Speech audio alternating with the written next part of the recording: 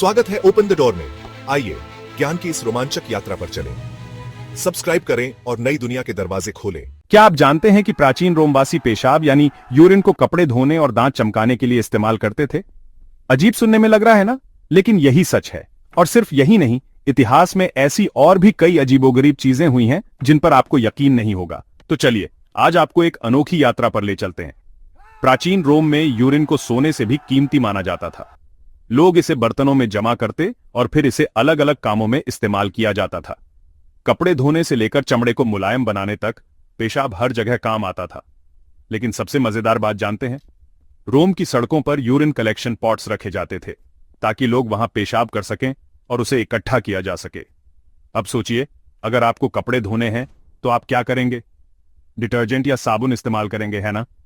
लेकिन प्राचीन रोम में कपड़े धोने के लिए यूरिन का इस्तेमाल होता था। उसमें अमोनिया होता है जो एक नेचुरल क्लीनिंग एजेंट है और गंदगी हटाने में मदद करता है। इतना ही नहीं, रोम के राजा वेस्पासियन ने तो पेशाब पर टैक्स तक लगा दिया था। जी हां, उन्होंने यूराइन टैक्स लगाया था क्योंकि यूरिन इतनी महत्वपूर्ण चीज थी कि उससे सरकार को कमाई होती थी। और मजे की बात, आज भी फ्रांस में पब्लिक टॉयलेट्स को वेस्पासियन कहा जाता है, जो इसी राजा के नाम पर रखा गया है। लेकिन ठहरिए, सबसे शॉकिंग फैक्ट अभी बाकी है। रोमवासी सिर्फ कपड़े धोने के लिए नहीं, बल्कि अपने दांत साफ करने के लिए भी यूरिन का इस्तेमाल करते थे।